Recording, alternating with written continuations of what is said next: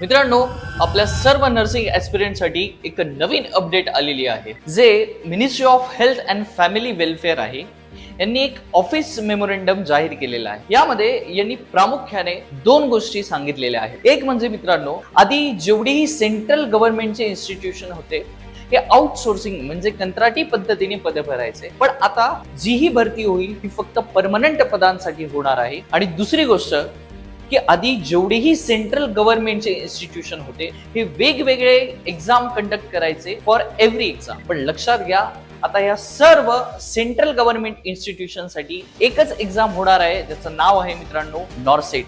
मग जेही विद्यार्थी अपकमिंग नॉर्सेट साठी प्रिपरेशन करत असतील त्या सर्वांसाठी ही खूप मोठी सुवर्ण संधी आहे। त्याचं रिझन हे आहे मित्रांनो की आता जी नॉर्सेट मध्ये लिमिटेड सीट्स यायचे, आता या पदांची संख्या या सीटची संख्या 100% वाढण्याची दाट शक्यता आहे। आणि मित्रांनो, जर तुम्हाला समजून घ्यायचंय की ही नॉर्सेट एक्झाम नेमकी काय आहे, कशा पद्धतीने या नॉर्सेट एक्झामचं प्रिपरेशन करायचं आहे, तर तुम्ही success career academy nursing coaching या यूट्यूब चॅनलला नक्की अवश्य भेट द्या, जेणेकरून तुम्हाला समजेल की नॉर्सेट ही एक्झाम इतकी अवघड नाहीये जेवढा आपण विचार करतो।